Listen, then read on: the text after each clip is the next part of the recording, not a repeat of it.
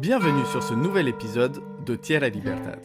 Dans ce podcast, nous donnons la parole à des professionnels de l'agriculture, des chercheurs et des militants du monde entier pour aborder la transition durable du système agricole et alimentaire sous l'angle de thématiques telles que la justice sociale et raciale, la concentration des terres, l'impact de la technologie dans l'agriculture et les dangers du capitalisme vert.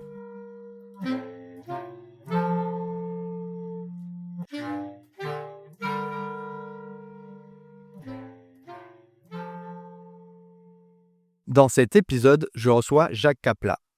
Agronome de formation, il a exercé différents rôles, d'abord comme conseiller agricole, puis au sein de plusieurs organisations engagées dans le développement de l'agriculture biologique et des semences paysannes. Jacques est également conférencier et écrivain.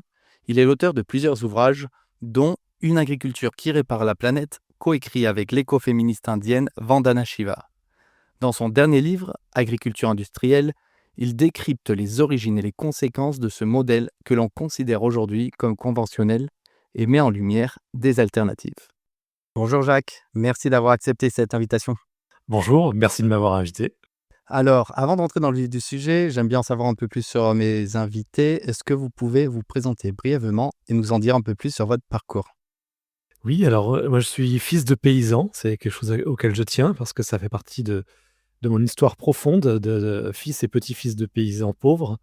J'ai fait une formation d'agronome au départ et j'ai travaillé dans une chambre d'agriculture, puis dans un groupement d'agriculture bio, donc j'étais conseiller de terrain. Et puis ensuite, j'ai travaillé à la Fédération nationale d'agriculture bio, où là, j'ai travaillé sur des dossiers beaucoup plus nationaux et européens. Et à cette époque, j'ai été animateur animateur secrétaire, créateur de la base de données sur les semences bio, en France, donc pour le compte du ministère de l'Agriculture, animateur du groupe d'experts français sur les semences bio et sur les semences toujours, donc qui est un gros dossier sur lequel j'ai beaucoup travaillé. J'ai été un des fondateurs du réseau Semences paysannes, aux côtés de Guy Cassler et François Delmont, en 2002-2003. Et je travaillais aussi sur les politiques environnementales, et les politiques agricoles liées à la bio, donc avec les ministères, avec l'Union européenne, et tout le tintouin.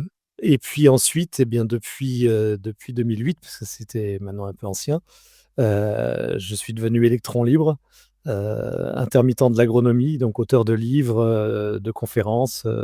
Mon activité principale, c'est quand même conférencier et auteur. J'ai également soutenu une thèse d'anthropologie sociale, donc je suis également devenu anthropologue. Et je travaille également désormais pour l'association Agir pour l'environnement, dont j'ai été longtemps administrateur et responsable, et pour laquelle je suis maintenant un certain nombre de dossiers agricoles et alimentaires. Ah, j'ai oublié peut-être un élément qui aide aussi à me situer, notamment dans mon histoire par rapport à l'agriculture bio. Je suis également actuellement, à titre bénévole, président de l'association française des membres de la Fédération bio internationale.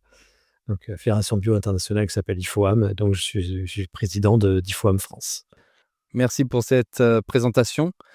Alors, dans votre livre Agriculture industrielle, on arrête tout et on réfléchit, vous dressez un état des lieux de ce qu'on appelle l'agriculture conventionnelle, donc un modèle qui, malgré des progrès techniques considérables, ne permet pas à la majorité des agricultrices et agriculteurs de vivre correctement de leur travail, semble incapable de répondre à des crises comme le changement climatique et qui, au contraire, est à l'origine de nombreux problèmes environnementaux, sociaux et de santé. Donc, question complexe, qui n'est pas forcément évidente à répondre rapidement, mais pourquoi et comment ce modèle, que l'on appelle aujourd'hui agriculture conventionnelle, s'est-il imposé ? Alors c'est très important pour moi de préciser ça, c'est une très bonne question, parce que je commence toujours mes conférences par cette explication-là, parce que c'est fondamental pour savoir ensuite les marges de manœuvre dont on dispose. Il faut bien comprendre ce qu'il y a de spécifique dans l'agriculture qui domine le monde pour pouvoir, la changer. La grosse erreur, c'est que beaucoup d'agronomes, d'agriculteurs, de politiciens et cetera, croient que c'est l'agriculture au singulier, universelle, unique, et cetera. Et ça, c'est très grave parce que si on s'imagine qu'il y a une seule agriculture, ben, après on va juste la décliner avec ou sans chimie, paysano-industrielle, intensive ou extensive, enfin, on reste sur des aménagements à la marge, alors que c'est pas du tout ça l'enjeu. Et donc c'est vraiment important de comprendre que c'est une agriculture parmi d'autres. J'aime bien dire que l'agriculture n'existe pas, en fait. Il y a des agricultures. Donc bien sûr, le concept d'agriculture existe, mais il faut utiliser le pluriel, en fait, il ne faut pas utiliser le singulier. Et donc l'agriculture conventionnelle, c'est historiquement, une agriculture qui s'est développée à partir de l'Europe. Mais en fait, elle n'est pas arrivée en Europe de nulle part. Elle vient de ce qu'on appelle le croissant fertile, c'est-à-dire, Liban, Syrie, Irak actuel, à peu près. Et c'est un des points d'invention de l'agriculture. Une grosse erreur qu'on fait, y compris dans les cours d'histoire encore aujourd'hui, hein, c'est d'imaginer que c'est le lieu d'invention de l'agriculture. Non, c'est un des 10 ou 15 ou 20 lieux d'invention de l'agriculture. Aujourd'hui, on en connaît au moins une dizaine et il y en a sans doute, beaucoup plus qui ne sont pas encore identifiés par l'archéologie. Il y en a eu en Chine, il y en a eu en Amérique centrale et cetera. Et donc ce point-là, parmi d'autres, au croissant fertile, donc au Moyen-Orient, c'est basé en particulier sur, des cultures de céréales à paille en culture sèche. Et c'est important parce que c'est des cultures qui se sont bien prêtées à une optimisation, dans ce qu'on appelle un système de culture pure. C'est-à-dire que dans une parcelle, il n'y a qu'une seule culture. Dans un champ de blé, vous n'avez que du blé. Ça paraît logique quand on parle agriculture, parce que nous sommes, piégés dans cette vision du monde. Mais c'est pas du tout logique, en fait. La plupart des agricultures du monde ne sont pas basées sur des cultures pures. Dans toutes les autres, dans tous les autres lieux d'invention de l'agriculture, elle s'est basée sur des mélanges de cultures et surtout pas sur une seule plante dans la parcelle. Et donc ça, c'est vraiment très important, ça a été un des points de départ de cette agriculture-là et toute sa façon d'être performante prend comme présupposé qu'on n'aura qu'une seule plante dans la parcelle. Ce qui déjà oriente énormément les techniques qu'on va mettre en œuvre. Et ensuite, une fois qu'elle a gagné l'Europe, enfin, notamment la Méditerranée de façon générale, puis ensuite l'Europe continentale, cette agriculture, au-delà de la notion de culture pure, a développé, toute une vision qui était scientifiquement ce qu'on appelle du réductionnisme. Le réductionnisme scientifique, c'est hérité notamment de la pensée grecque et notamment d'Aristote. C'est l'idée qu'on peut réduire le monde à des modèles simples. On va faire des schémas, on va mettre des équations, on va analyser le monde de façon simple. Alors c'est très utile, hein, toutes les sciences le font. Le problème, c'est que dans la pensée scientifique réductionniste, on s'arrête là. Alors que dans une pensée qu'on va appeler systémique, ça va juste être une étape pour aller ensuite vers une vision qui met les éléments en relation. Le problème de cette pensée réductionniste, c'est qu'elle oublie cette mise en relation et qu'elle pense qu'il suffit de couper les problèmes en petits morceaux pour avoir la solution. Typiquement, on va se dire: «Ben tiens, sous les arbres, les rendements sont plus faibles, donc si je veux augmenter les rendements, il faut que je coupe les arbres». C'est typique d'une pensée réductionniste où on va regarder juste sous les arbres à un instant T. Alors que dans une pensée qu'on appellera plutôt holistique ou systémique, on va aller regarder les rendements plus loin que là où il y a les arbres, c'est-à-dire dans l'ensemble de la parcelle et dans le temps. Et quand on regarde les rendements dans l'ensemble d'une parcelle et dans le temps, on s'aperçoit que si elle est entourée d'arbres, les rendements au milieu sont bien meilleurs que lorsqu'elle n'est pas entourée d'arbres, ce qui compense les pertes au niveau des lisières. Et dans le temps, les arbres permettent d'apporter un certain nombre de renouvellements d'éléments minéraux et d'infiltration de l'eau, etc., qui fait que les rendements vont être beaucoup plus stables et meilleurs également à long terme. Et donc, dès qu'on élargit à l'espace et au temps, bah, le raisonnement n'est plus du tout le même. Donc, cette pensée réductionniste, elle est très profonde en agriculture et notamment un élément qui est central et qu'il faut comprendre dans l'histoire de cette agriculture conventionnelle, c'est qu'au 19e siècle, quand on s'est rendu compte que les plantes avaient besoin notamment pour leur activité et pour créer de la matière organique, de 6 atomes en particulier, c'est-à-dire carbone, oxygène, hydrogène, azote, phosphore, potassium. Carbone bien sûr puisque la vie est basée sur le carbone, c'est ce qu'on appelle, les molécules organiques, c'est autour du carbone et puis donc oxygène, hydrogène, azote, phosphore, potassium et hydrogène, oxygène, les plantes les trouvent dans l'air et dans l'eau. Mais azote, phosphore, potassium, elles doivent les trouver dans le sol. Et le problème, c'est que ces éléments minéraux ne sont pas disponibles constamment dans le sol, parce qu'ils sont agrippés en quelque sorte par l'humus. Ils sont liés par des ponts ioniques aux macromolécules qui constituent l'humus. Et pour que les plantes puissent les absorber, il faut que ces ponts ioniques soient cassés, que ces molécules soient libérées dans le sol. Et ça, elles le sont soit par l'activité des racines, par des exsudats des racines, et surtout par l'activité microbienne du sol. Certains micro-organismes se nourrissent de l'humus et en se nourrissant de l'humus, libèrent les éléments minéraux, au même rythme que celui auquel les plantes les absorbent. Et une chose que se sont dit les scientifiques au 19e siècle quand ils ont découvert ça, ça a été de se dire: «Bah, pour optimiser les rendements, on va comme on a fait des équations avec ces 6 éléments minéraux», bon, en fait, il en faut beaucoup plus, mais c'est les 6 principaux, eh bien, on va les apporter directement aux plantes. Ça sera beaucoup plus simple que de dépendre de la vie du sol.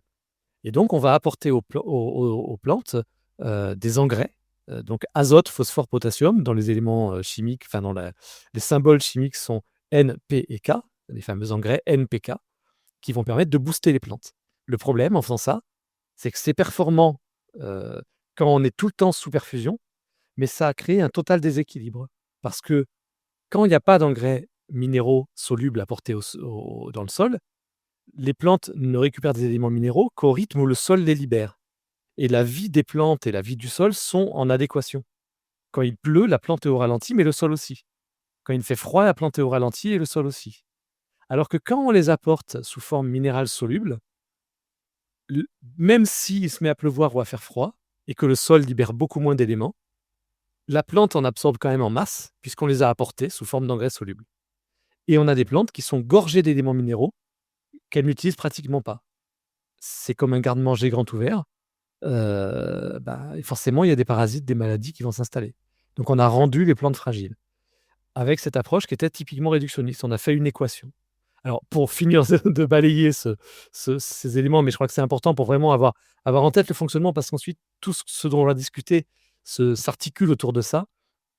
C'est qu'un autre élément de cette agriculture conventionnelle, ça a été un virage qui s'est fait plutôt dans les années enfin à l'époque de Louis XIII, Louis XIV en France. C'est facilement datable avec l'invention des académies pour d'autres raisons, dans d'autres disciplines, c'est très, très clair. La création des académies a été faite pour rapatrier la légitimité politique des savoirs dans la main des lettrés. Et en agriculture, c'est très clair. Depuis cette époque-là, il y a l'idée que les agronomes, qu'on a d'abord appelés les physiocrates, sont ceux qui savent et les paysans doivent appliquer les conseils des agronomes. Et cette vision, elle est encore très profonde et quand on la rejoint avec la vision réductionniste de la science, occidentale, ben, on obtient, des aberrations comme par exemple la sélection des plantes et des animaux.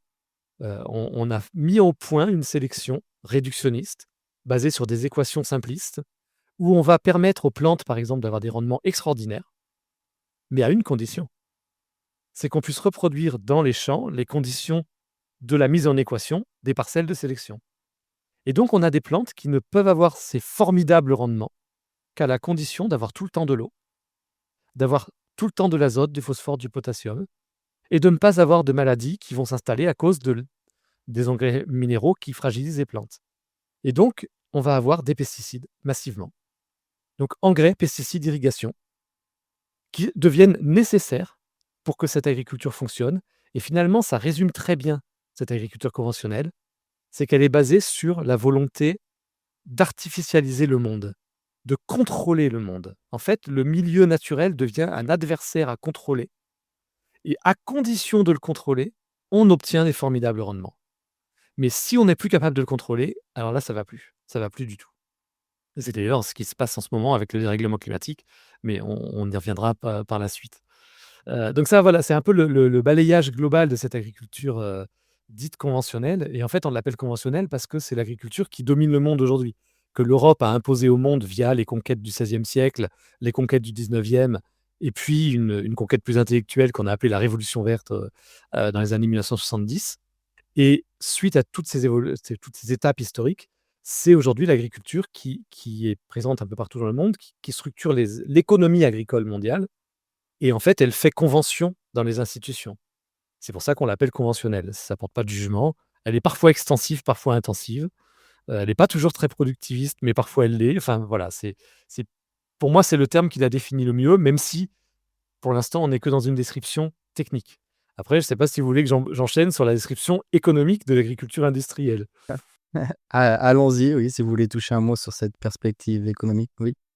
Bah, disons que, bah, pour compléter le tableau, puis après, on pourra décliner ensuite tout un tas de thématiques qui s'articulent autour de ce socle général. Hem, la toute cette évolution, là, je vous ai évoqué des évolutions, de techniques, en fait, des choix techniques qui ont été faits en toute bonne foi, hein, par des agronomes, des hommes politiques, qui étaient sincères, enfin C'était pas du tout pour exploiter les agriculteurs ou je sais quoi. Mais là-dessus, il y a eu un événement très important, dans l'histoire de l'humanité et de l'agriculture en particulier, qui a été, la révolution industrielle. Et la révolution industrielle, alors on pourrait même faire remonter un peu plus tôt que la révolution industrielle, mais Tanguy Martin dans un podcast précédent en a parlé.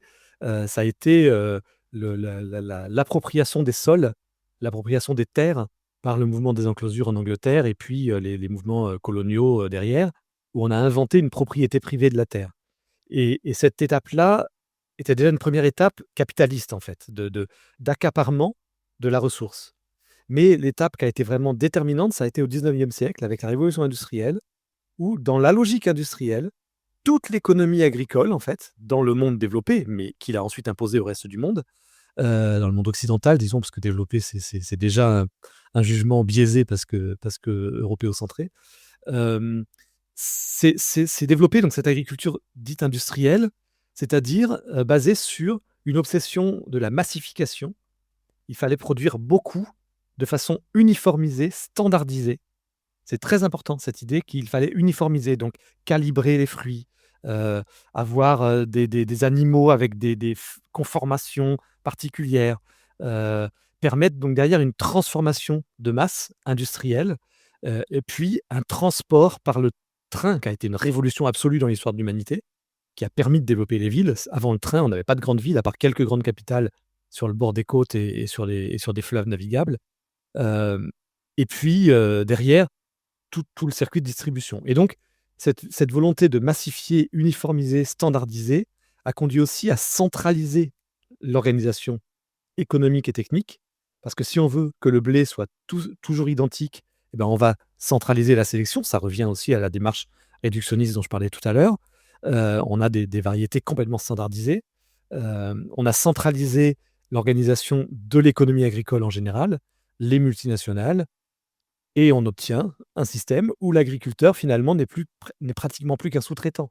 Alors en France, jusqu'au milieu du XXe siècle, il y avait encore une dualité, il y avait une agriculture industrielle qui était déjà très, très présente, beaucoup plus que ce dont on a l'impression, par les livres d'histoire ou par certains travaux historiques un peu superficiels.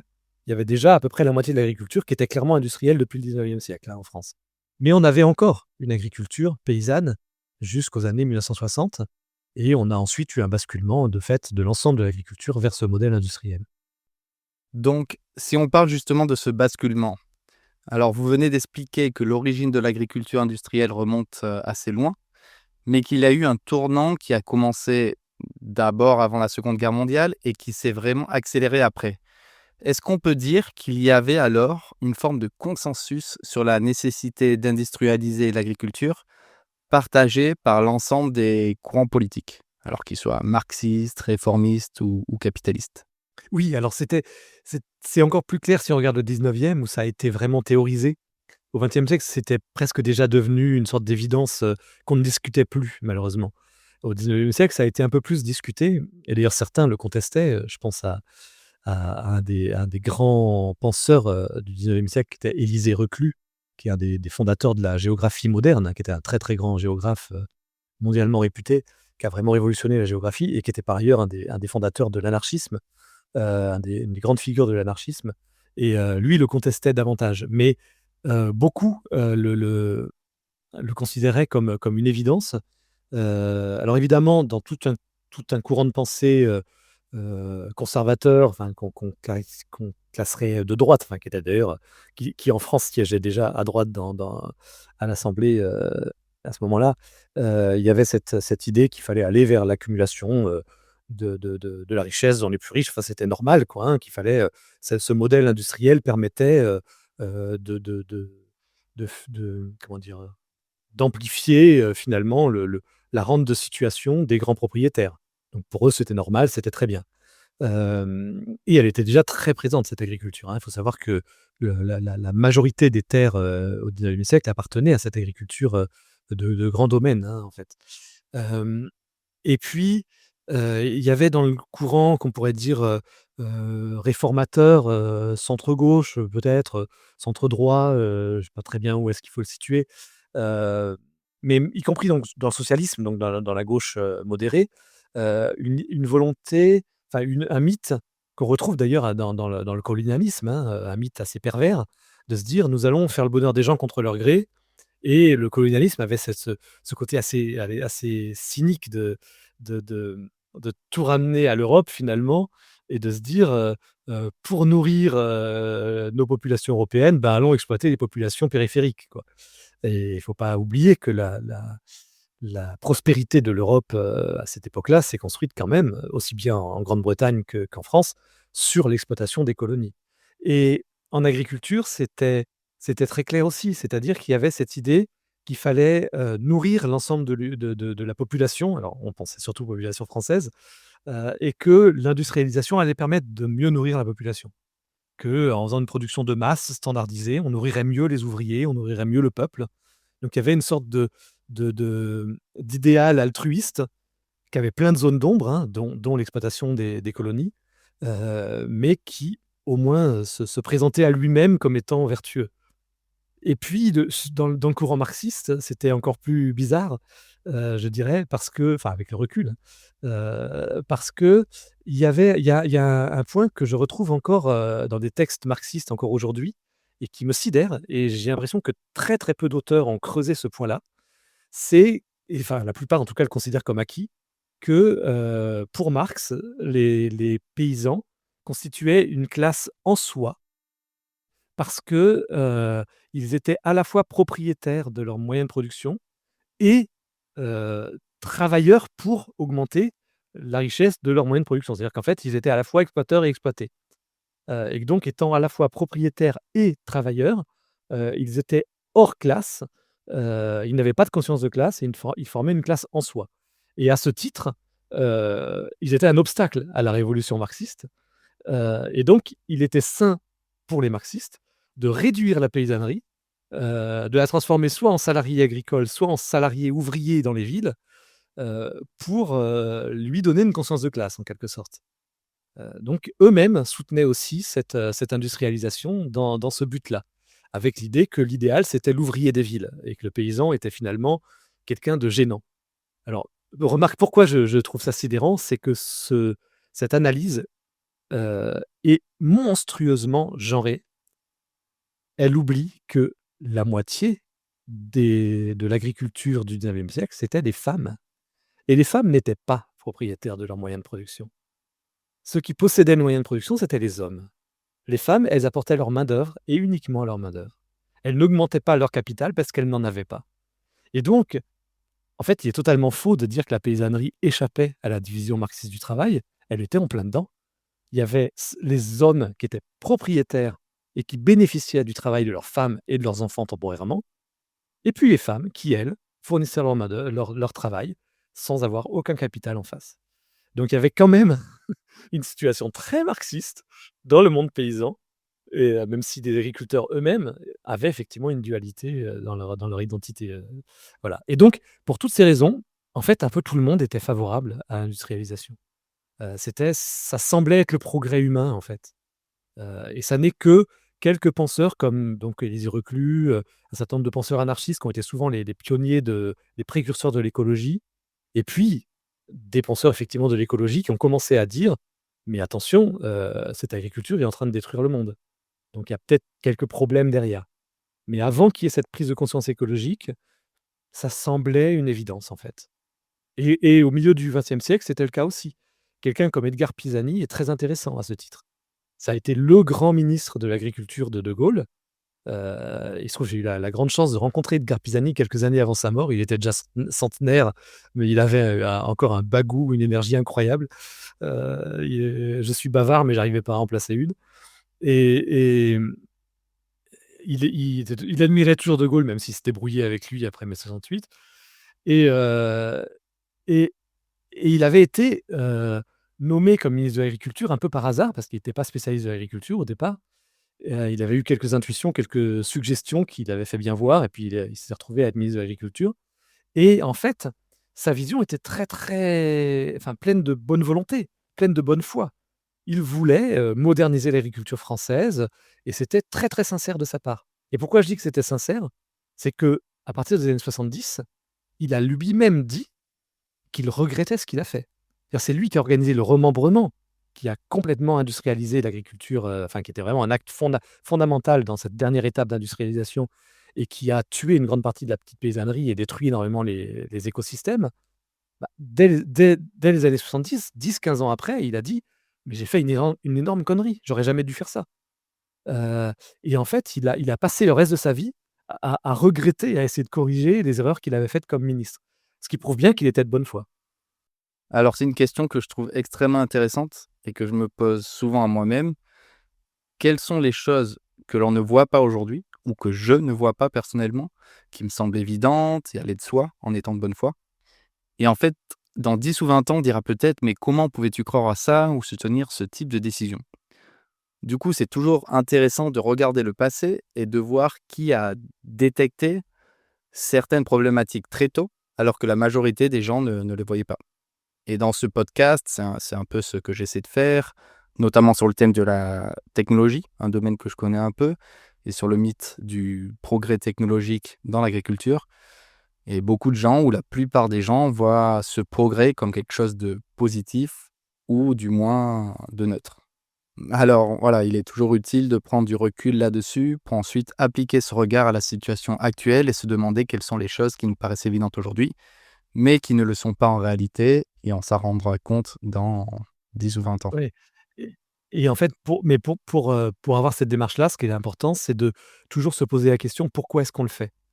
C'est-à-dire, en fait, le grand problème, et c'est vrai en agriculture comme dans beaucoup d'autres domaines, hein, on a tendance à poursuivre un choix sans se reposer la question: «Mais au fait, pourquoi est-ce qu'on l'a fait à un moment donné?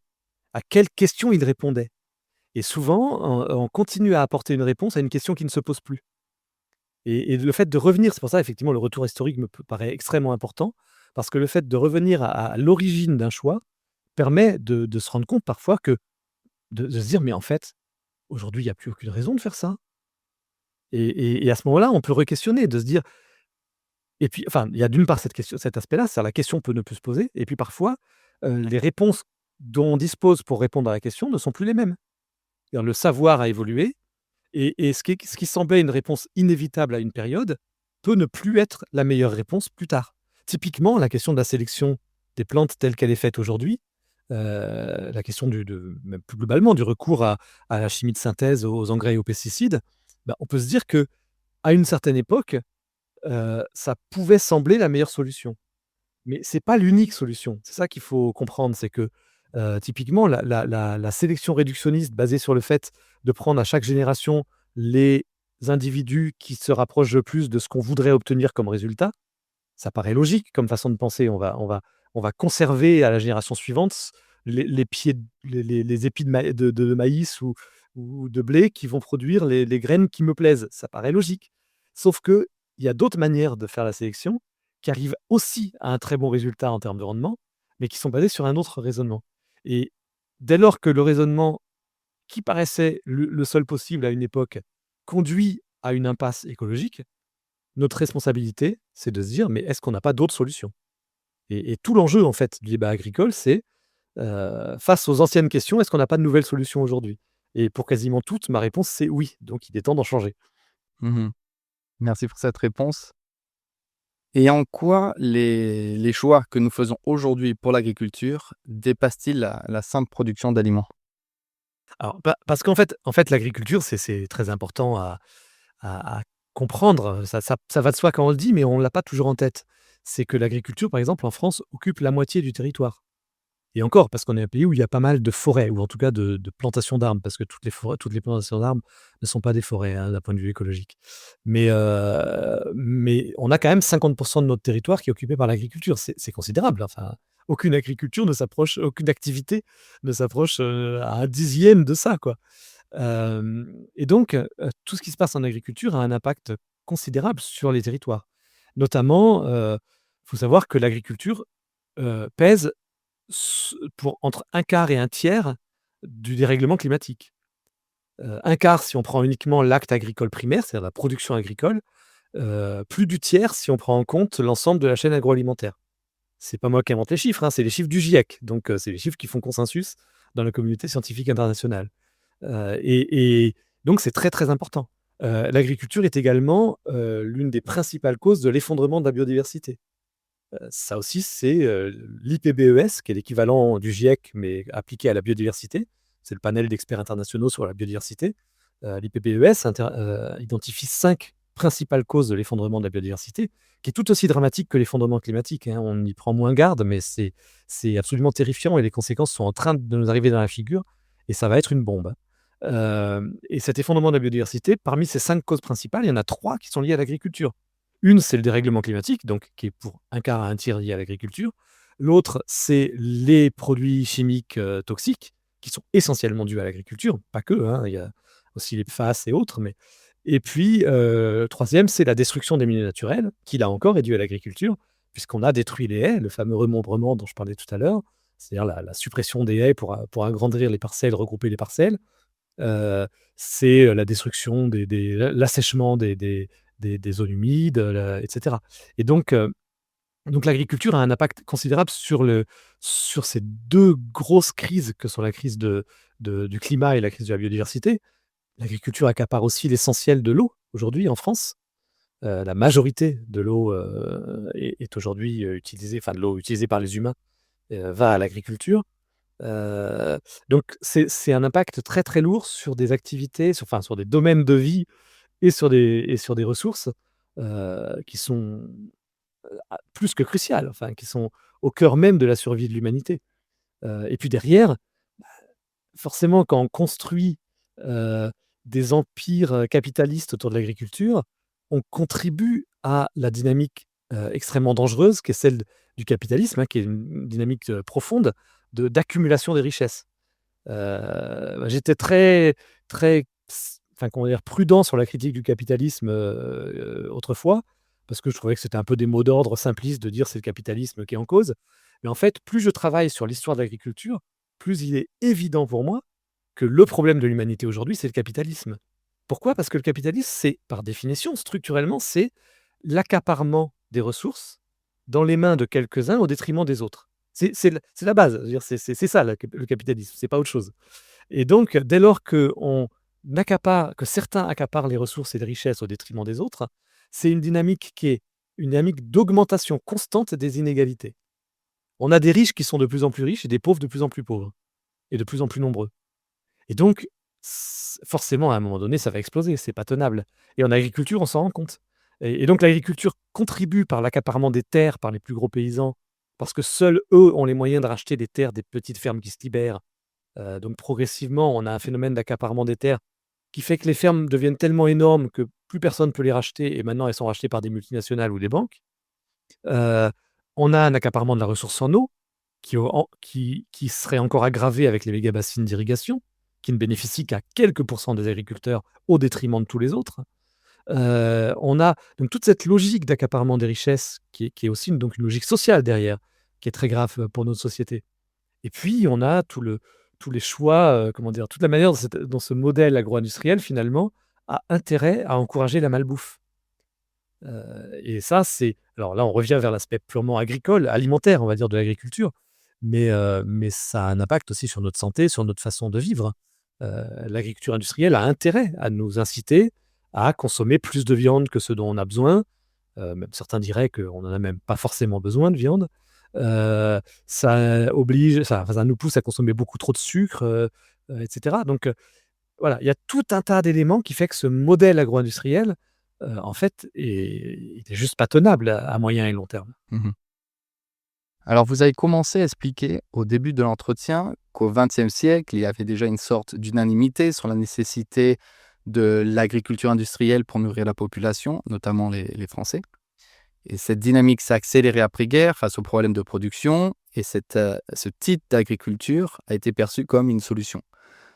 Aujourd'hui, on entend beaucoup parler de souveraineté alimentaire.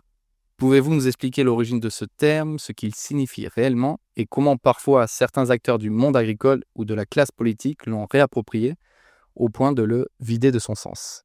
Oui, oui, c'est vrai que c'est une récupération la récupération du terme en ce moment est assez sidérante, pour ceux qui travaillent dessus depuis 20 ans ou 30 ans. Déjà un point important, un élément important pour aborder cette question, c'est qu'il faut aussi être conscient du fait que par rapport à cette question de nourrir le monde, hein, qui est centrale et qui est essentielle, heu, il faut être conscient que le modèle, industriel et d'ailleurs même d'un point de vue purement technique, le modèle conventionnel, hem, provoque de la faim dans le monde, en fait. C'est un des leurres de ce modèle, de faire croire qu'il permet de lutter contre la faim et donc c'est finalement une contradiction interne puisque il a été développé pour nourrir le monde et en fait, il peut pas. Il ne peut pas parce que, justement, l'histoire coloniale nous le montre, c'est qu'en fait, il y avait une imposture dans l'idée que ça permettait de mieux nourrir le monde. Ça se faisait forcément au détriment d'autres populations et en fait, ce qui se passe, c'est que en accaparant les richesses dans les mains de quelques-uns, on crée de la pauvreté. C'est mécanique, je veux dire, ça c'est élémentaire. Je vois pas qui pourrait contester ce mécanisme est fondamental on détourne les richesses, vers quelques-uns, donc forcément on a des pauvres. Si on a des pauvres, on a des gens qui ont du mal à se nourrir et en fait, c'est la raison de la faim dans le monde. Aujourd'hui, l'humanité produit 1,5 fois ce dont elle a besoin pour se nourrir et encore, elle le fait en ayant beaucoup trop d'élevage industriel qui accapare énormément de ressources pour rien. Donc, on pourrait nourrir beaucoup plus de monde si en plus on mettait fin à l'élevage industriel.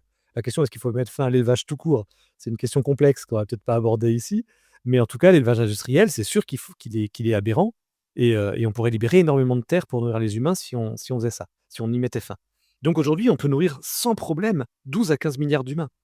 Donc pourquoi est-ce qu'il y a la faim dans le monde? C'est à cause de la pauvreté. Et c'est, comme ça que le Brésil, par exemple, qui est un pays qui est très excédentaire sur le plan agricole, voit quand même, 5 à 10 de sa population souffrir de la faim. Parce qu'il est sur un modèle exportateur, de grands domaines néocoloniaux, au détriment de la petite paysannerie et de la production locale. Et donc, face à cette réalité, puis on a ça aussi en France, hein, on a des gens qui souffrent de la faim en France, et à l'inverse, au Malawi, qui est un pays, extrêmement pauvre, il y a des gens qui ne souffrent pas de la faim, hein, c'est les riches. Donc c'est vraiment la question de la faim, c'est un problème de pauvreté et face à ça, la souveraineté alimentaire, c'est une notion, qui répond finalement à pas mal d'enjeux que j'ai évoqués jusqu'à maintenant. La souveraineté alimentaire, en fait, c'est une application à l'échelle collective, à l'échelle d'une société, en fait, d'une société humaine, de la logique d'autonomie. L'autonomie, c'est quoi? C'est être maître de ses choix. C'est très important parce que quand on parle d'agriculture bio, par exemple, qui est un des modèles les plus avancés d'alternative au modèle industriel, quand on parle d'autonomie dans ce genre de modèle, souvent les gens pensent autarcie. Mais non, l'autonomie, c'est pas du tout être fermé sur soi-même. Quand on dit qu'on élève un enfant pour qu'il soit autonome, on l'élève pas pour lui apprendre à vivre tout seul au milieu des bois dans une cabane. On l'élève pour qu'il soit maître de ses choix. Ben, c'est pareil en agriculture. L'autonomie, c'est maîtriser ses techniques, c'est maîtriser son économie. Ça ne veut pas dire ne pas acheter à l'extérieur et ne pas vendre à l'extérieur. Ça ne veut pas dire ne pas utiliser des techniques qui viennent de l'extérieur et ça renvoie aussi au débat technologique qui pourrait être un sujet en soi aussi à développer. Ça veut dire qu'il faut qu'on utilise certaines techniques ou qu'on utilise certains produits ou qu'on mette en place certaines filières et cetera, de façon, consciente, maîtrisée. Alors, quand on parle d'autonomie à l'échelle d'un agriculteur, on va parler simplement d'autonomie. Quand on parle d'autonomie à l'échelle d'une société, ça peut être la France, ça peut être l'Europe, ça peut être la Bretagne, on peut l'articuler à des niveaux complètement différents. Au Bénin, ça peut être le nord du Bénin, ça peut être, au contraire toute l'Afrique de l'Ouest. Enfin, on a plein d'échelles auxquelles on peut, définir dans lesquelles on peut définir cette notion de souveraineté alimentaire. Donc c'est pas quelque chose d'absolu, c'est quelque chose toujours de relatif et de construit socialement et politiquement. C'est un groupe humain qui décide ensemble de quelle agriculture il veut, pour quel environnement, pour quelle alimentation, pour quelle organisation sociale. Donc la souveraineté alimentaire, c'est donner aux sociétés la maîtrise de leur avenir agricole et alimentaire. Et au départ, c'est une notion qui est née, surtout en défense des peuples autochtones. C'était de redonner aux peuples autochtones dans les pays dominés, colonisés, la maîtrise de leurs choix agricoles et alimentaires. Et au-delà, ça a été aussi une revendication syndicale de la Via Campesina, qui est le syndicat, mondial, auquel adhère la Confédération paysanne en France et qui est d'ailleurs le plus grand syndicat de l'histoire de l'humanité, hein. Il n'y a jamais eu autant d'adhérents à un syndicat dans l'histoire de l'humanité que le nombre de paysans adhérents à Via Campesina. Et ce mouvement paysan, c'est très intéressant parce qu'il est à la fois pour aller vers une agriculture de type agriculture biologique et paysanne, D'autre part, il est pour les droits l'émancipation des femmes de façon très, très, vindicative. Il est pour la défense des droits LGBT. Il est pour la défense des droits autochtones. Tous ces dynamiques-là vont ensemble, en fait. Parce que c'est une logique d'autonomie des individus, d'autonomie des sociétés. Donnons aux sociétés les moyens de faire leurs choix. C'est ça la souveraineté alimentaire. Et et en fait, il y a un dévoiement terrifiant du terme quand on voit une partie de la droite française et des syndicats de droite français qui l'utilisent pour parler en fait de souverainisme alimentaire, où ils ont confondu souveraineté au sens d'autonomie et de liberté collective. Ils l'ont remplacé par le souverainisme qui est en fait une fermeture chauvine, pour dire, «C'est meilleur chez nous». Alors que c'est pas ça du tout le propos. C'est Mmh. pas de dire que la production française est meilleure que les autres. C'est juste de permettre que les Français aient leur mot à dire sur leurs choix agricoles et alimentaires. Alors on a pas mal de choses à discuter ici et vous avez mentionné le Brésil et je vais en profiter pour, rebondir sur une autre question concernant les échanges internationaux de denrées alimentaires qui ne cessent d'augmenter. Même des dirigeants comme le président Lula, qui est officiellement allié à des mouvements paysans tels que le mouvement des Sans Terre, qui est membre de Via Campesina, soutiennent pourtant des accords de libre-échange comme celui entre l'Union européenne et le Mercosur. Cela pose une question importante. Quelle place les exportations peuvent-elles avoir dans un monde agroécologique? Et cela nous amène aussi à réfléchir à la distinction entre autonomie et autarcie. Mmh. Bah, en fait, Lula, c'est un mystère pour moi un petit peu. Enfin, c'est pas complètement un mystère, je vois bien le genre de dynamique dans lesquelles il s'est retrouvé, embarqué, mais c'est une déception, je pourrais dire plutôt. C'est-à-dire que c'est quelqu'un qui vient du monde syndical, pauvre, et qui finalement s'est laissé, probablement de bonne foi, convaincre par, toute une dog un tout un dogmatisme idéologique néolibéral. Et au départ, c'est intéressant de voir dans la durée d'ailleurs, hein, son premier mandat, son deuxième mandat, puis maintenant après la parenthèse, parenthèse d'abord d'une alliée à lui, puis ensuite de Bolsonaro, il est revenu encore plus à droite qu'il n'était parti et bon ça permet d'éviter Bolsonaro qui aurait été pire, OK, hein, il faut toujours, quand même, choisir le moins pire quand on peut choisir. Mais bon, voilà, Lula aujourd'hui, pour moi, n'est plus du tout un modèle. C'était un grand espoir, il y a 20 ans, c'est plus un modèle du tout. Pour sa défense, il a quand même un congrès qui a toujours été contre lui, non? Ah non, tout à fait, il y a justement, c'est aussi effectivement, il y a à la fois la dimension, il s'est laissé convaincre, et puis il y a aussi le fait qu'il est piégé par tout un système, mais ça va ensemble, en fait. C'est aussi ce système qui finit par le convaincre, enfin, il finit par à force de faire des compromis, des compromissions, la ligne entre compromis et compromission devient de plus en plus floue, en fait. C'est dommage parce que le compromis n'est pas du tout une honte. On peut pas vivre autrement que par des compromis, notamment, dans un monde politique complexe.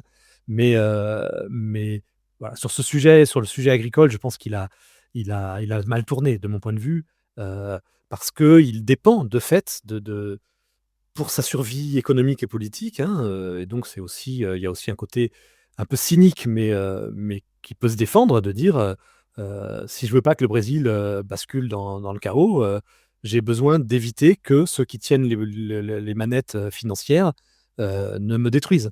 Et donc, il est obligé de donner des gages à ceux qui détiennent les manettes financières. Et donc il est obligé d'autoriser à nouveau, là, il vient d'autoriser, à nouveau d'exporter du soja, heu cultivés sur des terres qui ont été déforestées depuis 2008. Alors que c'était interdit. Il y avait un accord, international pour que toutes les terres issues de déforestation depuis 2008, ne puissent pas faire lieu de commerce international du soja. Et là, il vient de l'autoriser à nouveau. Donc il a carrément rompu des traités internationaux signés avec des pays tiers, hein. Donc voilà, donc il se laisse aller à un certain cynisme, sans doute parce qu'il craint que sinon ça serait pire, mais le résultat est pas terrible quand même. Et puis, voilà, c'est le Brésil est un bon exemple de compromis complexe, hein, parce que le Brésil, je ne sais pas si c'est toujours le cas, mais à une époque, il y avait 2 ministères de l'agriculture.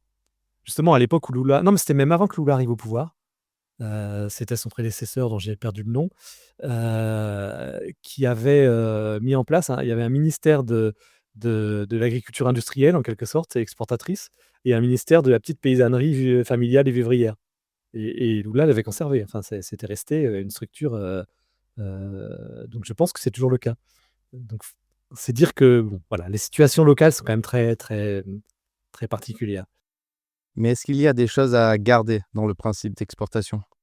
Alors oui, sur l'idée d'exportation, bah, en fait, il faut pas du tout s'interdire les exportations. Il y a toujours eu du commerce international, de denrées alimentaires, même pas seulement depuis que l'agriculture existe, depuis que l'humanité pratique des échanges. C'est-à-dire avant même l'agriculture, l'archéologie nous montre que même à l'époque des cueilleurs pêcheurs-chasseurs, il y avait des transports à longue distance de certaines denrées alimentaires, notamment, produits de la pêche. Donc on a toujours eu des échanges à longue distance, c'est pas du tout une honte, c'est pas du tout un problème. Enfin, le problème, c'est comment est-ce qu'ils sont faits? Donc là, le premier élément, c'est est-ce que socialement ils détruisent les pays, exportateurs ou les pays importateurs. Donc est-ce que socialement, ils contribuent à un accaparement de la richesse et à un esclavagisme ou en tout cas une paupérisation des populations? Et là, c'est vraiment le problème d'une grande partie de l'agriculture industrielle aujourd'hui. Heu, le deuxième problème, c'est est-ce que, le transport est écologique? Ou est-ce que le transport est catastrophique pour l'effet de serre? Et une fois qu'on combine ces différents éléments, ben, on peut avoir des exportations ou des importations tout à fait saines. Aujourd'hui en France, j'espère que c'est pas pour demain, on peut pas cultiver de bananes, de cacao, de café, et donc il y a rien de honteux à ce qu'on puisse importer des bananes, du café, du cacao. Je cite ces productions-là parce que c'est 3 exemples typiques de productions qui peuvent être faites de façon écologique. C'est pas le cas aujourd'hui pour la plupart, hein, mais c'est des plantes qui sont toutes les 3 des plantes, de mi-hauteur, j'allais dire arbustives. Alors dans le cas de la banane, c'est pas un arbre, mais peu importe. C'est des plantes qui vont être, en quelque sorte des petits arbres, et qui peuvent pousser sous des grands arbres de la forêt équatoriale. On n'est pas obligé de couper tous les grands arbres. Évidemment, c'est plus de la forêt sauvage, mais on peut garder des arbres de la forêt équatoriale, donc garder un écosystème tout à fait correct et on peut pratiquer ensuite en dessous des cultures vivrières. Donc on peut combiner maintien de l'environnement, culture vivrière et culture de rente, d'exportation, qui permettent d'apporter une petite richesse supplémentaire aux populations locales, qui qui est quelque chose de très utile pour pouvoir s'acheter des vêtements, des outils et cetera, des loisirs, enfin, pour s'insérer dans une vie qui est celle du monde d'aujourd'hui et qui est une vie ouverte et donc c'est pas du tout choquant d'avoir des importations de ces produits-là, s'ils sont importés par bateau, si possible par bateau à voile, demain, heu voilà et que la France, produise des productions agricoles que d'autres ne font pas. Je pense au vin, je pense au fromage, si on continue à élever des animaux. Voilà, des productions qui sont spécifiques d'un savoir français et qui peuvent être exportées. Par contre, exporter du blé depuis la France vers l'Afrique du Nord, c'est une façon de maintenir l'agriculture nord-africaine dans la pauvreté. C'est pas du tout une aide qu'on leur apporte. Exporter de la poudre de lait française ou des volailles françaises en Afrique de l'Ouest, ça détruit complètement l'économie agricole de cette région du monde. Importer du soja du Brésil, c'est une catastrophe pour le Brésil et pour l'Europe, parce que le soja en question, contribue à un excès d'apport protéique et d'azote, rapporté à l'hectare et ça contribue notamment aux algues vertes en Bretagne. Parce que forcément, la Bretagne en fait, a 2 fois plus en fait, la Bretagne importe du Brésil, des quantités de soja qui équivalent à la surface de la Bretagne elle-même. Donc en fait, si on additionne la surface bretonne et la surface supplémentaire de la Bretagne cultivée au Brésil pour nourrir le bétail breton, on a des apports en protéines en Bretagne qui sont le double du territoire. Donc forcément le double de ce que le territoire peut évacuer. Donc forcément, on a des excès d'azote et donc forcément, on a des problèmes écologiques. Donc c'est toutes ces raisons-là qui font qu'il faut, arrêter une grande partie des modèles des systèmes des circuits d'exportation-importation, mais pas tous, pas par principe. Mmh. Et aussi, quand on parle d'agriculture industrielle, on évoque souvent les semences hybrides ou les OGM. Et dans le cas des OGM, par exemple, le débat public se concentre beaucoup sur leurs risques potentiels pour la santé. Alors c'est un point, certes, mais en réalité, il y a plein d'autres raisons pour lesquelles la gestion actuelle des semences, et pas seulement les OGM, pose problème. Pourriez-vous nous en dire un peu plus sur ce sujet? Oui, c'est un sujet très important, notamment dans le contexte actuel de dérèglement climatique. Parce que, comme je disais tout à l'heure, Ce modèle conventionnel, d'un point de vue scientifique, il a été mis en place, heu, il fonctionne en fait sur l'idée qu'on va contrôler le milieu. Donc on va avoir des plantes qui sont extrêmement performantes dans un milieu bien contrôlé.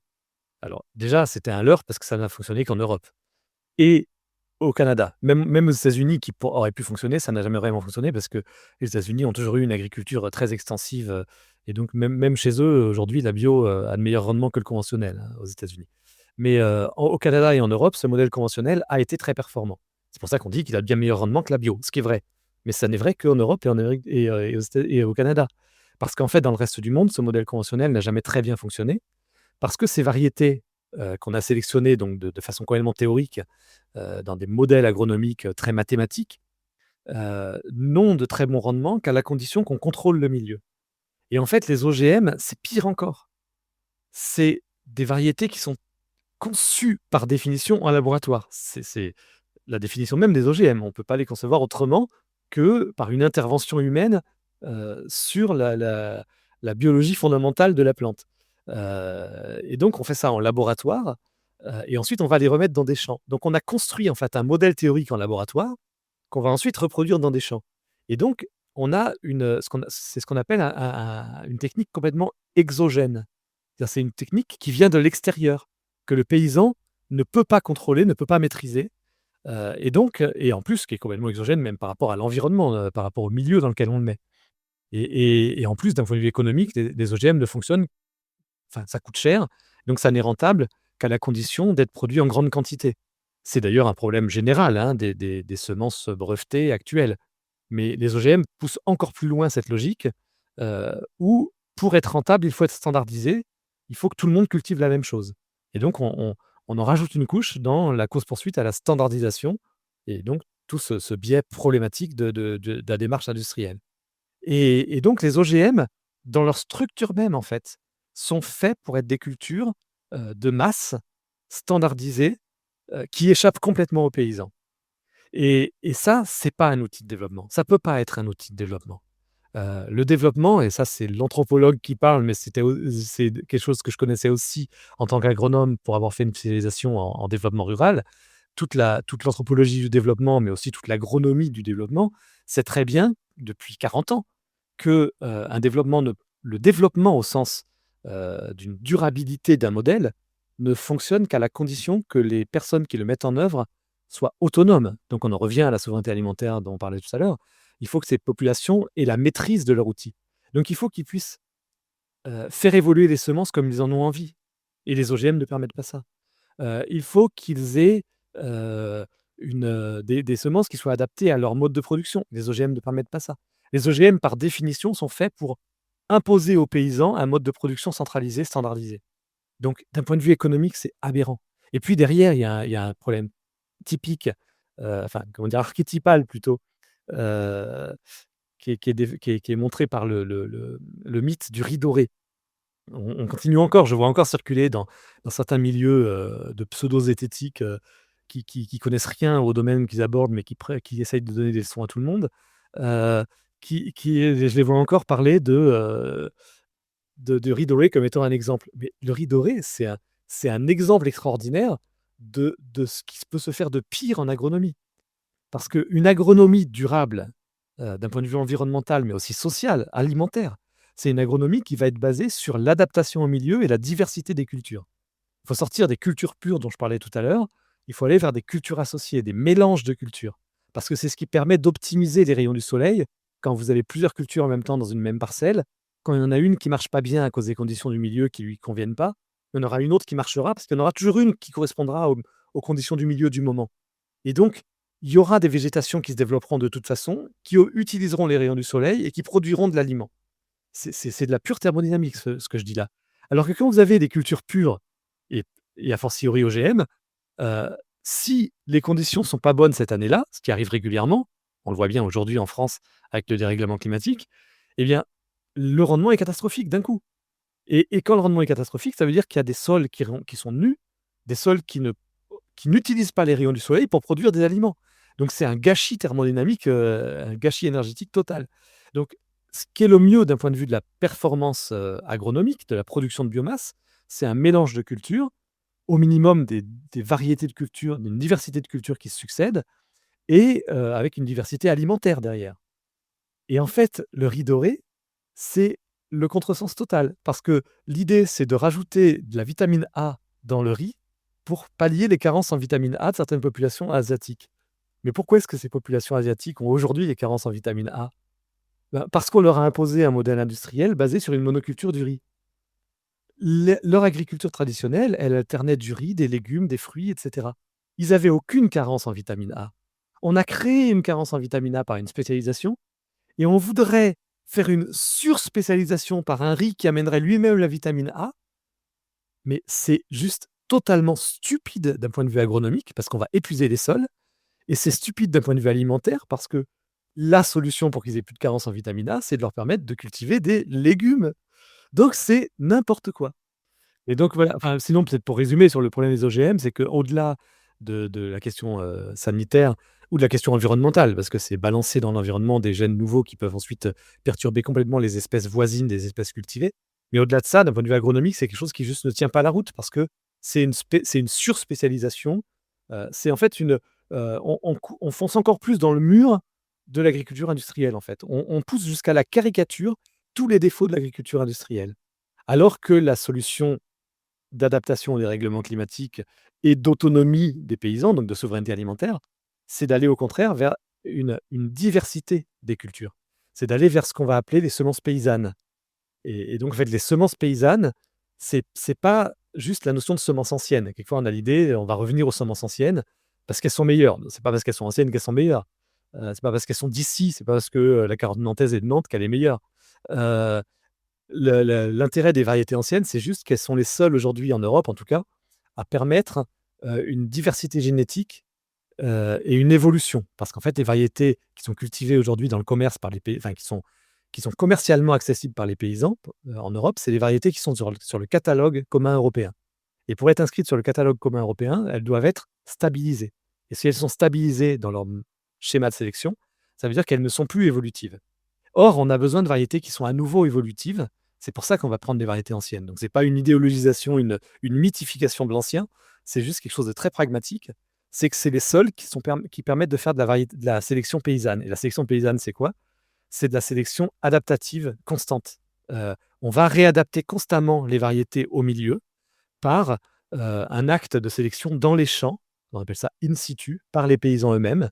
Et c'est ce qui permet d'avoir une diversité de variétés, une diversité génétique extraordinaire et derrière, une vitalité, une rapidité d'évolution qui est sans commune mesure avec ce qu'on obtient par l'industrie. Typiquement, le maïs, par exemple, a priori, le maïs, il n'est pas fait pour être cultivé en Europe. Parce que le maïs, certes, il n'utilise pas plus d'eau que le blé, même plutôt moins, globalement, dans son cycle de vie. Mais le problème du maïs, c'est qu'il a besoin d'eau au moment où il y en a pas. Il a besoin d'eau en été. Alors que le blé, il a besoin d'eau au printemps où normalement, si on a des sols correctement vivants grâce à des pratiques bio ou en tout cas écologiques, normalement au printemps, le blé, il aura de l'eau parce que la matière organique du sol aura retenu l'eau pendant l'hiver. Mais en été, même un très bon sol n'a plus d'eau. Donc le maïs en Europe, c'est aberrant. Et donc il ne fonctionne qu'à condition d'être irrigué. Mais en fait, on arrive à faire du maïs non irrigué qui résiste à la sécheresse et à la canicule. C'est ce qu'a prouvé, une association qui s'appelle Agrobio Périgord, donc en Dordogne, notamment sous l'impulsion de quelqu'un que je veux citer qui s'appelle, Bertrand Lassaigne. Je le cite parce qu'il est mort il y a 2 ans, dans un accident de moto et c'était quelqu'un de vraiment extraordinaire qui s'en est pris plein la gueule parce qu'il était iconoclaste et donc c'est important de rendre hommage à ces personnes qui ont fait changer l'agriculture et en fait, ils ont mis au point des techniques de sélection de maïs bio paysan, donc non pas de maïs hybride, mais de maïs population, enfin de maïs lignée pure et en plus, en mélange de lignées, donc ce qu'on appelle des populations, comme un troupeau de maïs en quelque sorte, au lieu d'avoir des lignées pures et en fait, ils ont aujourd'hui des variétés qui résistent à la sécheresse, qui se sont adaptées en fait aux conditions du milieu qu'on a en Europe. Donc ça peut aller assez vite en fait. Ils ont fait ça en 10-15 ans. Donc c'est si on avait donné aux paysans les moyens de se faire de la sélection paysanne, ce que la réglementation rend très difficile aujourd'hui, on aurait beaucoup de solutions face au dérèglement climatique. Jusqu'à présent, on a beaucoup parlé des pratiques agronomiques, mais malheureusement, pour pouvoir les faire évoluer, il ne suffit pas d'agir dans les champs, il faut aussi repenser l'ensemble de la chaîne agroalimentaire. Selon vous, quels sont les principaux défis à relever, au-delà des champs, pour soutenir la transition agroécologique? Alors il y a un premier défi qui saute enfin qui tombe sous le sens, mais qui est pas toujours analysé dans toutes ses complexités, c'est l'accès à la terre. Mais ça, Tanguy Martin en a parlé, donc je vais peut-être pas trop revenir dessus. Juste, voilà, résumer qu'il faut, enfin, il y a un problème de renouvellement des générations aujourd'hui, si on prend l'agriculture française ou l'européenne, et donc il faut permettre l'installation de nombreux paysans sur des fermes à taille humaine. Alors à taille humaine, c'est très complexe comme notion, mais, c'est même un peu casse-gueule, j'aurais pas dû le dire. Mais, en tout cas, disons des fermes qui sont cohérentes sur le plan social et agronomique, parce qu'à taille humaine, c'est difficile à définir. Et heu et donc il faut assurer ce renouvellement des générations, et derrière, il y a cet enjeu aussi d'éviter l'accaparement, c'est-à-dire d'éviter d'avoir, des fermes qui sont tellement gigantesques que plus personne ne peut les reprendre, plus personne ne peut les racheter. Donc ça, c'est un premier enjeu, crucial.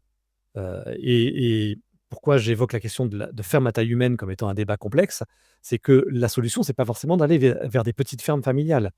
La solution aujourd'hui, ça peut être des fermes d'assez grande taille, mais qui soient collectives, avec, tout un tas de formes sociétaires, comme on dit en agriculture. Il y en a plein qui existent depuis très longtemps, et qui permettent de travailler à plusieurs, donc de se relayer, de prendre des week-ends, de prendre des vacances et d'avoir des complémentarités de production à l'échelle d'une unité agricole. Donc ça, c'est quelque chose qui est vraiment une priorité et qui relèverait normalement d'une loi d'orientation agricole ou d'une politique publique. Après, il y a un autre enjeu, c'est, je viens d'évoquer, les semences paysannes. C'est vraiment un enjeu fondamental. Je pense qu'aujourd'hui, on ne répondra pas aux urgences, écologiques et alimentaires mondiales si on ne met pas massivement en route des programmes de sélection paysanne, si on n'enlève pas la sélection des mains de l'agro-industrie. Ça n'empêche pas qu'il peut y avoir aussi de la sélection centralisée dans les centres de recherche publics et même chez les semenciers privés, mais il faut massivement développer la sélection paysanne adaptative et évolutive. Un autre enjeu très important, c'est globalement, dans l'enseignement agricole et dans les politiques publiques, dire clairement, que l'horizon de l'agriculture, c'est l'agriculture biologique. Ça ne veut pas dire que c'est l'aboutissement ultime de l'agriculture. Peut-être demain, on aura plein d'autres choses à faire qui questionneront l'agriculture bio. Mais ce qui est sûr, c'est que dans l'état actuel des choses, si on revient à ce que je disais tout à l'heure de bien toujours reposer les questions et d'apporter la meilleure réponse qu'on a sous la main à un moment donné, mais ne pas s'interdire de reposer les questions demain. Aujourd'hui, la meilleure réponse, c'est l'agriculture biologique. Pour, arrêter de détruire la biodiversité, pour arrêter d'accaparer les ressources en eau, pour permettre justement des modèles agricoles basés sur des diversités de cultures et donc pas des grandes fermes capitalistiques industrielles. Voilà, donc on doit, politiquement, en termes d'aide publique, d'aide à l'investissement, mais aussi de formation agricole, aller dans ce sens-là. Et je pense que si déjà on avait un gros travail sur l'accès aux terres, sur, la sélection paysanne et les méthodes de production de l'agriculture bio, on résoudrait un gros paquet de problèmes. Resterait dans la question de la bio, comment est-ce qu'on remet en question les chaînes de commercialisation? Parce qu'aujourd'hui, je sais faire et j'ai plein d'exemples qui montrent que, à l'échelle de la France, mais aussi à travers le monde, la bio a un pouvoir subversif extraordinaire. Subversif au sens très positif. C'est-à-dire que ceux qui adoptent la bio en sont ravis et n'ont plus envie de revenir en arrière, y compris des gens qui étaient des capitalistes industriels de droite. Dire, c'est pas du tout quelque chose c'est pas un truc de gaucho la bio, hein. Moi j'ai connu des agriculteurs, qui étaient dans un modèle conventionnel industriel, tout à fait classique, heu, qui sont passés en bio pour différentes raisons et quelle que soit la raison, après quelques années, ils ont adhéré à l'ensemble des valeurs de la bio. Parce qu'ils se rendent compte que c'est cohérent, que c'est valorisant, qu'ils retrouvent un plaisir de leur métier et en fait, ils retrouvent leur autonomie intellectuelle, économique, et cetera, technique, et c'est un bonheur pour eux. Donc, à l'échelle de l'agriculture, la bio a quelque chose d'assez, puissant. À l'échelle de l'économie agroalimentaire, c'est pour l'instant encore compliqué. Pour l'instant, si le but c'est comment dire? De diffuser des produits bio dans des grandes surfaces généralistes, capitalistiques, qui exploitent les paysans, qui imposent leurs prix, qui imposent des marges arrière et qui restent dans une logique ultra centralisée et standardisée, ben, ça va pas marcher. Donc à un moment donné, il faut trouver le moyen pour que, cette diversification des produits, cette sortie de la standardisation, cette relocalisation, heu, cette, reprise en main de la valeur par les territoires et non plus par des actionnaires de multinationales, il va falloir pouvoir l'appliquer à l'échelle agroalimentaire. Je suis moins expert de ce domaine-là, mais à mon avis, c'est un domaine sur lequel il va falloir lancer un grand chantier aussi. On a abordé énormément de sujets. Merci beaucoup, Jacques. Pour conclure cet entretien sur une note positive, j'aimerais vous demander quelles sont, selon vous, les zones d'optimisme ou peut-être avez-vous une anecdote de lutte ou d'autres exemples que vous souhaiteriez partager? Bah, mes zones d'optimisme, alors je vais être honnête, hein, aujourd'hui, j'ai pas mal de zones de pessimisme, parce que je vois bien que après une période où ça avançait, hein, dans les années, en France, très clairement à partir de 97-98 avec le ministre Le Pinsec, et ça a duré, y compris sous la droite et la gauche. Enfin, ça a duré pendant un petit moment, quel que soit le camp politique. Il y avait un vrai progrès, agroécologique. Heu Idem en Europe, et là, de fait, clairement depuis 2017, c'est vraiment cinglant. Tous les acteurs avec qui j'en parle me disent: «Mais c'est tellement clair, quoi, qu'il y a eu un virage, extrêmement violent et négatif en 2017, en France, et depuis 2020, en Europe». Heu, Aujourd'hui, il y a quand même pas mal de zones de pessimisme parce qu'on retourne un peu en arrière. Mais donc voilà, je veux être honnête, l'heure n'est pas à la grande joie Yucaïda. Mais il y a quand même plein de zones d'optimisme. Mais moi, il y en a une très profonde, qui est que je me suis rendu compte en travaillant sur la question de l'histoire de l'agriculture industrielle dans mon dernier livre, que, en fait, tous les éléments, heu, des alternatives agricoles, enfin toutes les petites alternatives agricoles qui se développent depuis 20, 30, 40 ans, 50 ans en France et ailleurs, et qu'on a eu tendance jusqu'à récemment à considérer comme des choses éparpillées, un peu avec un petit mépris, vous savez, le colibri, hein, les petits trucs du colibri là, bah, c'est pas ça qui va éteindre l'incendie, hein, n'est-ce pas? Il y a un peu un petit mépris, de certains, des intellectuels, de gauche vis-à-vis de ces approches, en pensant que c'est trop éparpillé, trop, limité territorialement pour être des solutions à grande échelle. Et en fait, quand on regarde bien, toutes ces solutions ont un point commun, c'est qu'elles prennent toutes le contre-pied de ce qui constitue l'industrie, de ce qui constitue la dynamique industrielle. C'est-à-dire que quand on a des semences paysannes, on est à l'opposé de la centralisation de la sélection. Quand on a, des mouvements comme Terre de Liens pour la récupération des terres, au profit de petits paysans, on est évidemment contre l'accaparement, des terres. Quand on a, le développement de l'agriculture bio, bah, on est sur, également des systèmes qui vont être, diversifiés, non standardisés, et cetera. Heu, Quand on a les mouvements comme Via Campesina également, enfin, en fait, j'ai plus tous les exemples en tête, mais j'en cite un certain nombre dans mon bouquin, j'ai réussi à en énumérer pas mal. Heu, les AMAP aussi qui refont le lien territorial entre les consommateurs et les producteurs. On a une multitude d'initiatives qui ont toutes en commun d'être dans une logique de reterritorialisation et surtout d'atomisation, de diversification, qui est exactement le contre-pied de la centralisation industrielle. Et donc en réalité, sans l'avoir théorisé, le monde paysan est en train de mettre en œuvre, exactement le contre-pied de l'agriculture industrielle. Donc maintenant, ce qu'il nous faut, c'est que ces initiatives, diverses, prennent un peu plus conscience de leur unité et se regroupent de plus en plus. Mais ce qui me rend un peu optimiste, c'est que justement Via Campesina, au niveau international, fait ce travail-là, et ça, je trouve ça très, très porteur d'espoir quand même. Oui, oui, effectivement. Et c'est un peu le tour d'horizon que j'essaie de faire avec ce podcast. Encore merci d'avoir accepté cette invitation. On a abordé de nombreuses thématiques, donc c'est difficile de tout résumer, mais auriez-vous des ressources à recommander, que ce soit des livres, des podcasts, des documentaires, pour continuer à explorer ces thématiques?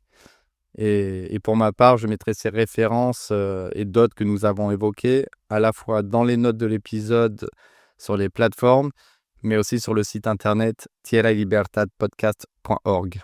Mmh. Alors, c'est pas par égocentrisme, c'est juste parce que justement j'ai travaillé sur ces sujets. Ben, j'ai quelques bouquins, notamment mon dernier, Agriculture industrielle, Je pense, là vraiment sur la compréhension politique et historique de tout ça mais aussi un de mes précédents qui s'appelle, «Une agriculture qui répare la planète», pour ceux qui veulent creuser davantage les dimensions, techniques qu'il y a derrière. Après dans les livres très, très intéressants, publiés en France récemment, il y a par exemple sur la question des pesticides et de la biodiversité et des dynamiques politiques qu'il y a derrière, le livre de Stéphane Foucard, et le printemps devint silencieux, qui revient sur évidemment qui fait référence au travail de Rachel Carson, Le printemps silencieux. Heu, le livre de Nicolas Legendre, Silence dans les champs. Il y a aussi une bande dessinée d'Inès Léraud, alors elle en a fait plusieurs, mais je pense notamment à sa dernière, avec, Léandre Mandar et Pierre Vanhove, qui s'appelle Champ de bataille sur le remembrement. Je pense aussi aux travaux d'un historien qui s'appelle, Jean-Philippe Martin, qui a écrit, pas mal de choses, sur l'histoire de l'agriculture et en particulier, récemment, il vient de faire un ouvrage sur les paysannes et pour moi, c'est vraiment très important de revenir sur cette histoire, paysanne, des femmes, enfin l'importance des femmes dans l'histoire de l'agriculture. Hem, qui d'autre, je peux nommer? Il y en a pas mal, mais je pense que voilà, j'en ai déjà cité quelques-uns, après il y a des films, il reste des films intéressants, enfin des films qui sont pas forcément nouveaux, mais qui restent intéressants pour moi comme, Demain de Cyril Dion et Mélanie Laurent ou Les moissons du futur de Marie-Monique Robin qui pose un certain nombre de choses, de base. Et puis je ne pourrais pas finir sans citer encore une bande dessinée, et encore la question des femmes en agriculture qui est très, très importante. C'est, une bande dessinée de Maude Bénézit et des paysannes en polaire. C'est le nom du collectif de femmes qui a écrit le scénario, et qui s'appelle «Il est où le patron?», qui est très, très intéressant aussi sur la place des femmes dans l'agriculture française aujourd'hui. Voilà. Puis après, pour les gens qui veulent creuser ces sujets-là, il y a des réseaux comme évidemment les réseaux de l'agriculture bio, hein, la FNAB, notamment, mais aussi, des réseaux comme Impact, INPACT, donc c'est un N et pas un M, qui est un réseau qui regroupe plein de réseaux paysans, et puis évidemment tout ce que vous pouvez trouver autour de la Via Campesina et de la Confédération paysanne. Je pense que là, il y a déjà bien de quoi travailler. Merci Jacques pour toutes ces recommandations et j'espère qu'on aura l'occasion de continuer cette conversation prochainement. À bientôt. À bientôt, merci. J'espère que cette conversation vous a plu. Si c'est le cas, je vous invite à nous laisser une note de 5 étoiles sur votre plateforme de podcast préférée. C'est grâce à votre soutien que de plus en plus de personnes peuvent découvrir ces sujets essentiels. Vous pouvez aussi nous soutenir en faisant un don sur notre page Tipeee. Ça nous aide à améliorer la qualité des épisodes et à garantir la pérennité de ce podcast. Le lien est disponible sur notre site tierraylibertadpodcast.org. Si vous avez des commentaires ou des idées de futurs invités, écrivez-moi à thomas@tierraylibertadpodcast.org. Les transcriptions de tous les épisodes sont accessibles sur le site et traduites en plusieurs langues. Enfin, pour ne rien manquer des prochains épisodes, inscrivez-vous à notre newsletter directement sur le site et n'oubliez pas de nous suivre sur les réseaux sociaux. Un grand merci pour votre écoute et à très bientôt dans Tierra y Libertad.